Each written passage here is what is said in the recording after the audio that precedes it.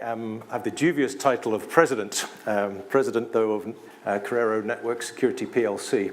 To Max's disgust, we are listed on AIM. And our global headquarters, I have to tell you, is a two-person office in Uxbridge, where our Chief Financial Officer is based. For those of you more local, you'll be delighted to know that our major operation in the UK is here in Edinburgh, which is where my office is, in Hanover Street. Corero as a business, as an entity, it has existed for more than 20 years in its current form. So what do? We're a cybersecurity company. We stop a nasty thing on the internet called distributed denial of service. And the reason that we're world-class at doing that is that 6 years ago, some of the current investors in Corero acquired a Boston, Massachusetts-based business called TopLayer. So TopLayer was a privately held company that had developed some intellectual property, generally speaking, in the cybersecurity arena. And Corero, for the last 3 years, has focused on this one particular threat on the internet. There are three primary threats that businesses are looking to protect themselves against on the internet today. Number one is data theft. Number two is ransomware. Most of you will be familiar with ransomware because of the nasty thing that happened here in Scotland to the NHS with WannaCry. And the third thing that people are looking to protect against is the bit we're involved with, which is mitigating against a DDoS attack, distributed denial of service. Our customers and independent testers tell us we do this better than anybody else. Traditional mitigation technologies will kick in several tens of minutes. If you were a burglar robbing a jewelry shop, this is the equivalent of the burglar alarm ringing after 20 minutes. So, smash the door down, go in, steal the jewels, run away again. Traditional mitigation with DDoS basically took that long. We can mitigate in as small an amount of time as about 80 microseconds, so 80 millionths of a second, through to just a few seconds. The people that use our technology traditionally have been large internet service providers. So think about in the UK, that would be a BT or a Vodafone, or in a US context, someone like an AT&T or a Verizon. And the belief for most business people was that your service provider will protect you on the internet. And that can be true. In many cases, that's not true.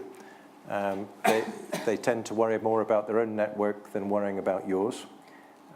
So increasingly, businesses are bringing their DDoS protection closer to them.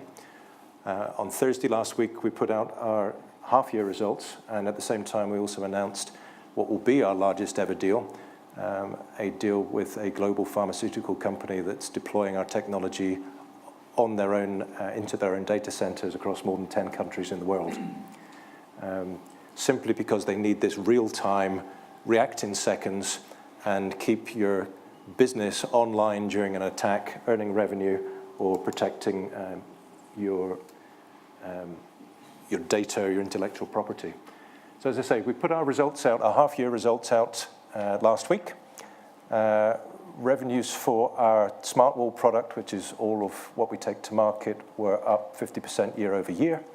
The quality of earnings also went up. You'll see a number in the middle there, the big number in the middle, the 177%. That's the recurring revenue. So increasingly, our technology is being consumed under what we call an as-a-service model or a subscription model.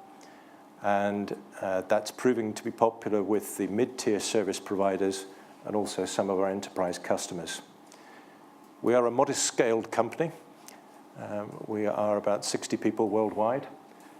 In order for us to actually get to market, and in particular to some of these larger enterprises, we've formed relationships with other technology companies. It's not on the wall here, but some other systems integrator type companies who the larger businesses, the larger companies or enterprises tend to buy from. I have been involved with Corero for just coming up to 5 years. I was a non-executive director up until the 3rd of January this year. An opportunity presented itself to me in that I sold my business last year. And it was very clear to me Corero was on the cusp of some very significant growth. So I now lead the commercial side of our business. Certainly when I'm talking to my customers and they say, what's your job? I say, I'm in charge of customer delight. And several of you sniggered. I try not to snigger because actually I mean it, because in our business, which has a large recurring revenue theme, delighted customers renew, they buy more, and most importantly of all, they tell their friends.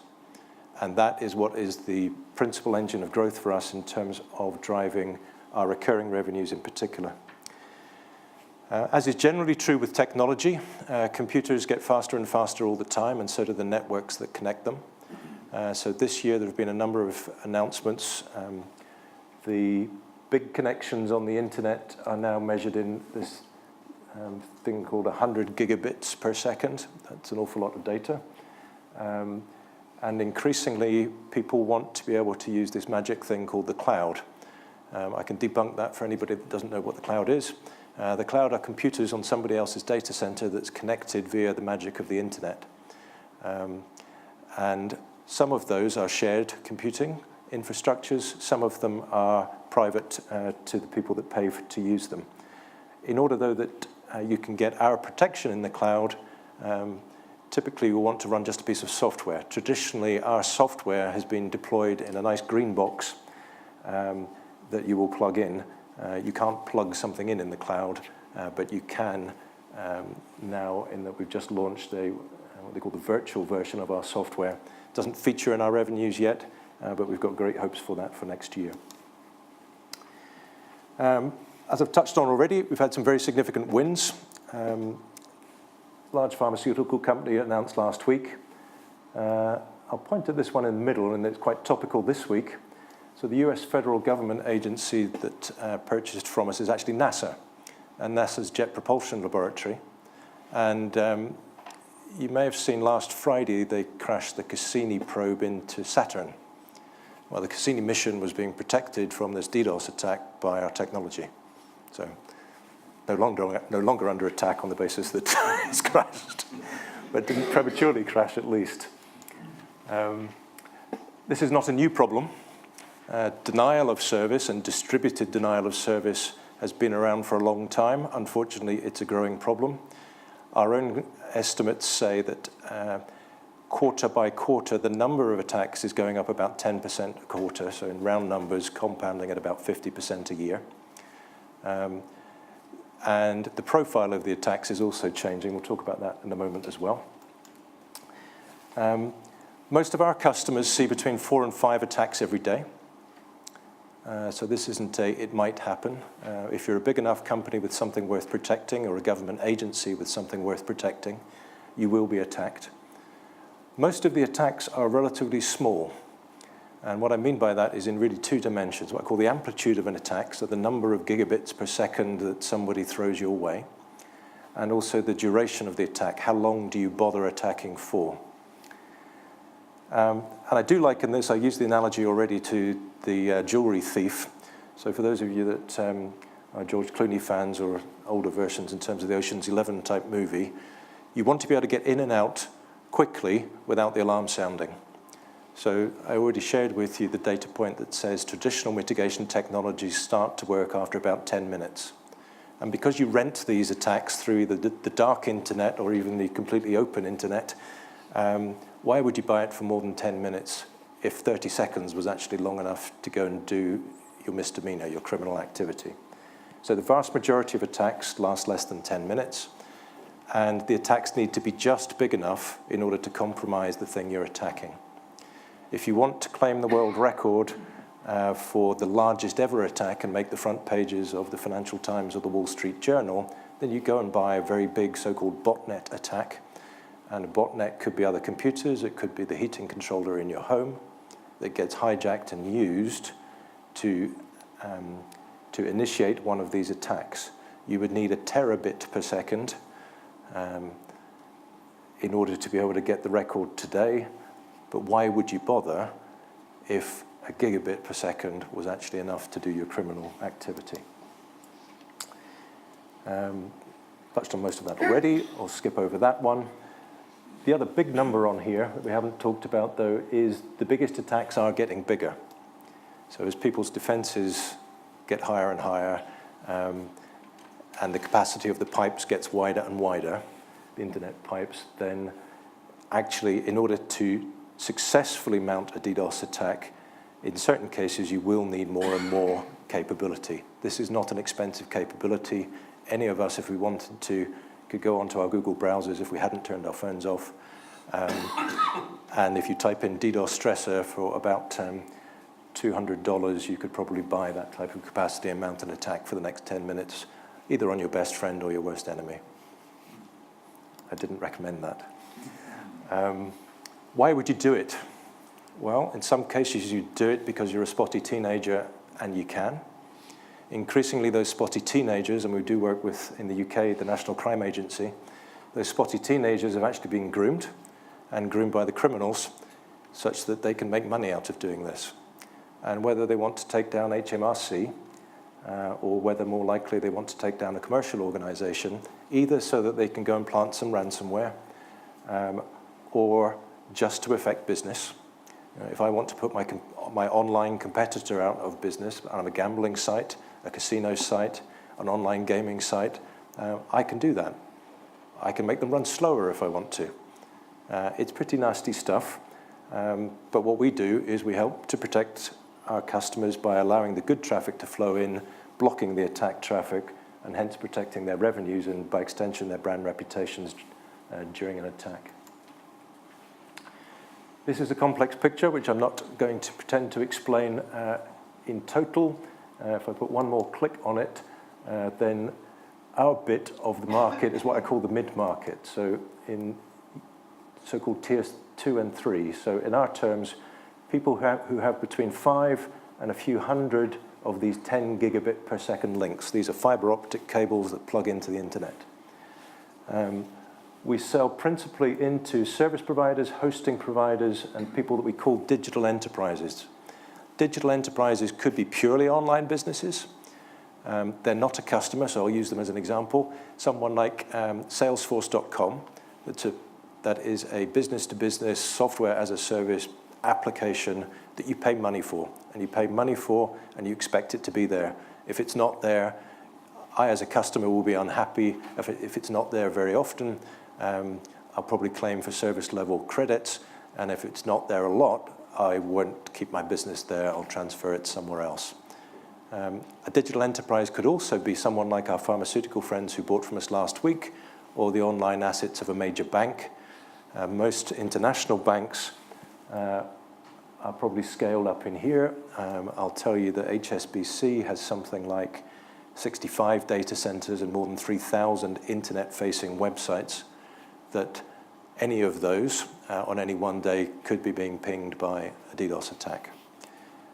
We make our money, as I say, largely in the mid-market, mostly because we can afford the sales cycle. The sales cycle is somewhere between 3 and 9 months. That's where we've had our success over the last year. And also over the last year, this was 2016, we have been boosting our recurring revenues, and we have introduced in Q4 last year, this little orange blob here, is our DDoS protection as a service, so our subscription service. The other arrangement that we launched in the first half, or announced in the first half of this year, is with a company called GTT. Many of you will have not heard of GTT, but they're actually the 5th largest internet service provider on the planet. We have quite an unusual deal with them in that we put our kit into their data centers. They sell DDoS protection as a service to their customers, so it's a premium on top of their monthly subscription. And we do a revenue share with them. So it is recurring revenue for us, but it's entirely dependent upon the attach rate that GTT gets with their customers. I mentioned earlier on the only other blob on here which doesn't feature in our 17 revenues, but we anticipate will in our 18 revenues, is cloud. This is where the software-only version of what we do, rather than our software being deployed in a nice green box. Covered most of this already. Market drivers for us are good. The DDoS appliance market, if it doesn't get there this year, then next year it will be $1 billion a year market. Last year, the estimates were that it was something like 700 million and is forecast to grow considerably. Some forecasts have it growing to a $2 billion market in the early 2020s. We are the number 3 player in this market. We have a relatively small percentage of it, again, depending upon who you believe, somewhere between 2.5% and 3% of the market. We focus our business in North America and Western Europe. The number 1 DDoS market, if that's a proper word, is the United States. Everybody loves America, of course, so they do tend to attack America, both the public sector, websites, and the big businesses. The number 2 market, regrettably for us, is here in the UK, and it fans out across Western Europe. The place where it's less reported is typically in the Far East, partly because of the lack of regulatory culture, partly because of culture, partly because legend would have it that that's where an awful lot of the attacks come from. I can tell you that anecdotally we do see spikes in activity that align well with geopolitical strife. So in the last couple of months we've been getting inbound inquiries from Guam, from Qatar, because some of the DDoS activity out there is state-sponsored, or at least allegedly is state-sponsored. So think about major elections that have happened over the last year. We actually offered to protect the recent UK election from these types of attack as well. So Corero is through a major 3-year investment in our next generation, this 100 gigabit per second generation of technology. That technology is entirely developed probably 2 golf shots from here. That's one of our major global support centers as well, the other one being in Boston, Massachusetts. Our customers are in something like 60 countries around the world, and business is up for us 50% year on year. We guided the market last week to be in line with market expectations. We haven't guided yet for 2018. Expect to see that from us probably towards the end of October. Thank you very much. Thank you.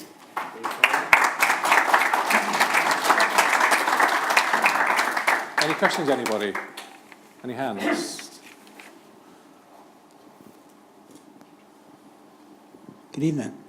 You're in an unusual business where if your product works, your customer doesn't see anything.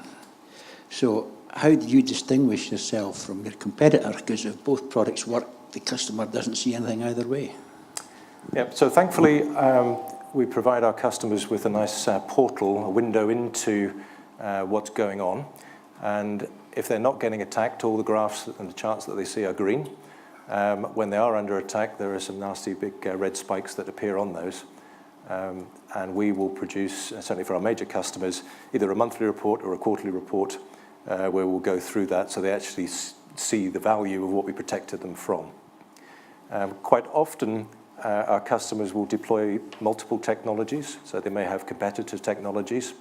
And for entertainment, they will put one in front of the other. So if you think of this as a filter, and sorry for the crude analogy, but if it were a sewage plant, dirty water coming in one side and hopefully clean water, clean enough to drink, coming out the other, if you put the competing technology in front and the water still comes out smelling inappropriate, then you know it's not doing a good job, and hopefully you catch whatever is left.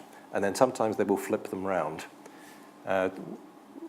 What we actually do, though, is a little bit different to the competitors, not ultimately in terms of how effective they are, but it's the speed with which they can be effective. So our technology is what we call always on.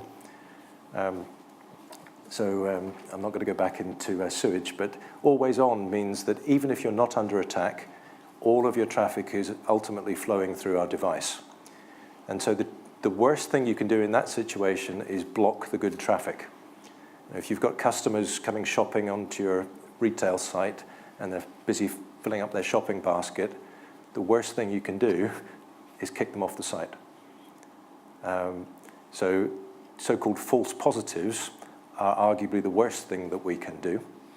The next worst thing that we can do is let through some attack traffic. So again, don't take our word for it, take our customers' word for it, and independent testers' words for it. They tell us we do this better than anybody else. But if you're not under attack, then actually what do you have? You've got peace of mind. We announced our first $1 million deal earlier in the year, and it is with a American West Coast business-to-business software as a service company. They had been attacked using this DDoS. They had been offline for 3 days. Since they went live with us, up until last month, they had not seen one new attack. They spent, as I said, a 7-figure sum, and I went to meet with them, and I went with my reports that were all green. And I was expecting a bit of a tough time, but I said earlier on, I'm head of customer delight, I have a delightometer, and 10 out of 10 on the delightometer is where you want your customer to be. And the customer actually volunteered that we were 10 out of 10 because he could sleep at night, he wasn't getting phone calls at the weekend, and as far as he was concerned, the $1 million+ he'd spent was a good investment. Just here. Whilst that microphone arrives, can I just ask you a quick question about some of the technology? Does it sit above on the firewall, or above the firewall on the firewall? So typically this gets deployed on what people will call the edge, so outside of the firewall. It'll be the first point. I won't scroll all the way back, but the very first slide I put up, it's between the dirty internet and whatever you would traditionally have had. So the virtual version of our product, so if you flip through to the next slide. Is it a generic product, or is it rules-based so that each company can change the rules to suit their business? Okay, that's a really good question too. So firstly, it sits right on the edge. So dirty internet or raw internet out here, clean traffic coming through to typically then whatever is your edge here, so firewall. The rules that go in here, so what I described as the sewage plant, think of it as a sewage plant. It's a series of actually 8 graded filters, all of which have rules. 95% of those rules are identical across all customers. You'll be familiar that occasionally your PC will download some new antivirus signatures, or certainly they used to be aware that it was doing those things. And that's because someone else caught a virus and there's a new antidote to it. So we do watch all of these boxes all of the time. If we see a genuinely new attack, then we will update everybody's rules, and 95% of them are the same. The 5% that's different, I'll give you a really bad example, but it will make the point. If you're a retail website and you have no legitimate customers in China, then you could choose to write a rule that said block all the traffic from China. For anybody that knows how easy it is to redirect the traffic around the internet, that would be a really pointless rule, but at least makes the point. What they tend to be is, what does the so-called shape of the traffic look like? So a gaming website would look quite different to a retail banking website. So the rules would be tweaked to suit the business model. To suit the pattern of the traffic. Okay. There's a question here. Yeah. As you probably read or heard recently, that something like the police are using computers that I would say that are probably prehistoric as far as the computer world's concerned, and also the public sector is sort of short of money. Do you see yourselves getting into that area? And sort of what I mean by that is making a spend, or the public sector making a spend to make not a loss, in other words, from the problems it would have from being attacked, etc. You haven't sort of mentioned that in your public sector. Yeah. So firstly, the vulnerability that was horribly exposed with WannaCry was, in many cases, completely avoidable, in that it was a vulnerability in the Microsoft Windows operating system for which there was a patch available. It was a fairly blunt attack in that if you're going to exploit an operating system vulnerability that might be in lots of computers, actually new ones as well as old ones, but the ones that made the headlines were the so-called Windows XP ones. And as did happen, and I'm may get this slightly wrong, but companies like Deutsche Bahn, like Telefonica in Spain, they were taken down alongside our NHS, and all for the same reason: they hadn't patched their computers. So that is more of a process failure within those businesses than anything else. If you just wanted to target the NHS or just wanted to target Telefonica, then you would have gone and rented yourself one of these DDoS attacks.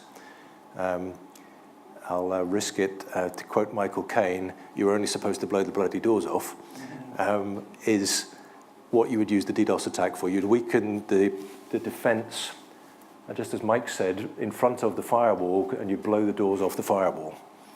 But just this one, as opposed to 10,000 or 10 million or however many were actually attacked. Public sector, though, has this problem. As with all security, and apologies if I take it down to this level, all security technology is really there to do three things. It is to keep the bad guys out, but it's also to let the good guys in, and it's also to help the business or the entity balance or manage their risk. There's a lock on the door on the room, on that door coming into this room. Why is there a lock on the door? Well, it's actually not to keep the bad guys out. It's to let people with whom you give a key in. If you just wanted to keep the bad guys out, you'd brick up the door, or you'd disconnect yourself, in our context, from the internet. So being online is an inevitable part of 21st century business, whether you're the NHS or you're HSBC. Can you take reasonable measures to make sure that you're balancing the risk of letting the good guys in, the people that you give a key to, as well as taking the measures to keep the bad guys out? And in our case, the bad guys are the ones mounting these DDoS attacks, and you've got to keep them out, and you've got to keep them out ideally in sub-seconds and certainly in just a few seconds. Otherwise, you expose yourself to data theft, you expose yourself to a bit of malware. So malware would be a virus or a ransomware thing getting planted. As with all security, how good a lock you have on the door may depend upon how valuable the thing is on the other side of the door. So if you've got, as is the case with the pharmaceutical company, next generation drug compounds, clinical trial results, those are really very valuable things to them. If you're a bank protecting all of your money, if you're an exchange protecting the integrity of all of the trades, then you're going to want to make sure that you've got good security on it. My home, good luck taking my grand piano out, so I have a Chubb lock on my door.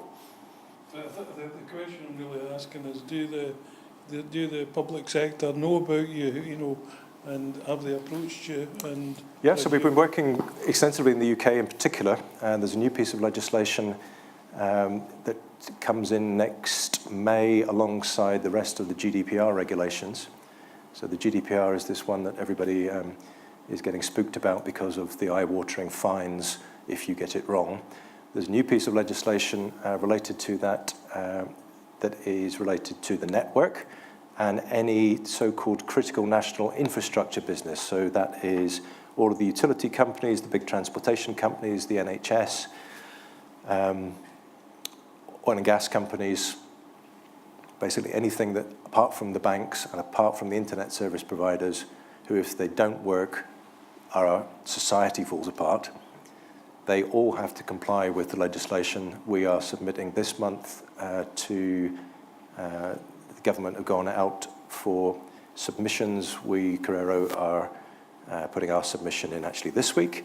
They're all due in by the end of the month, and the government is publishing that guidance at the end of the year. Somehow these businesses, including the NHS, need to comply with this by next May. So yes, they are coming our way.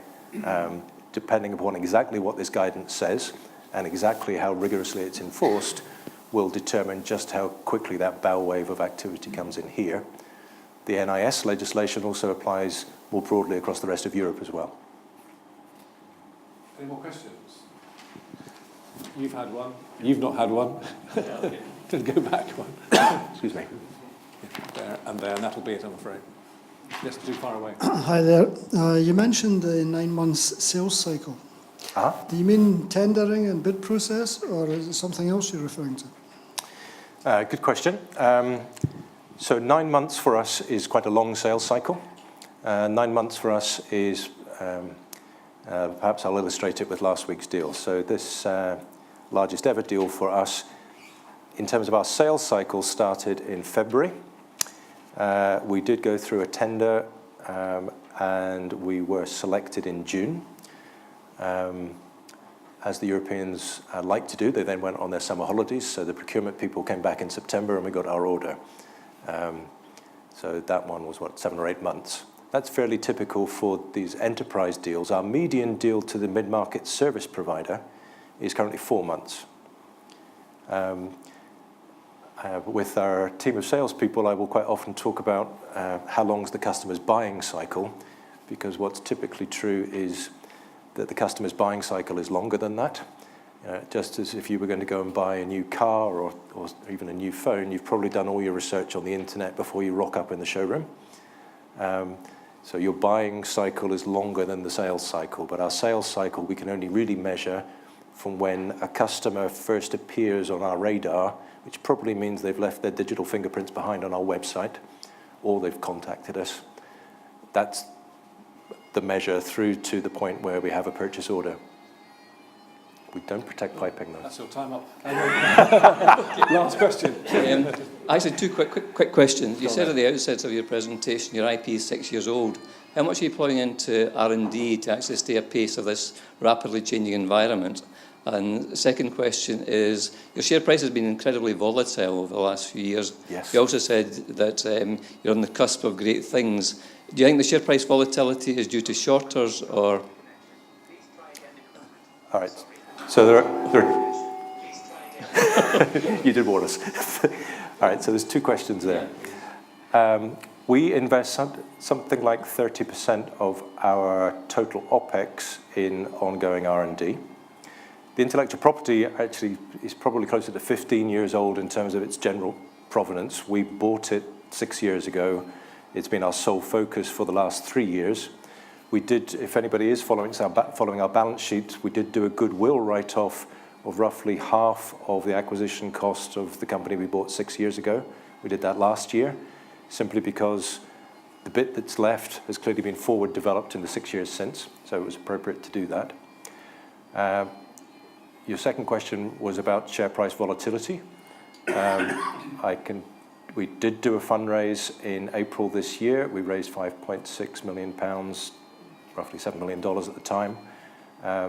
That is projected to get us through to EBITDA positive in the 4th quarter this year, and hence going into next year cash flow generating.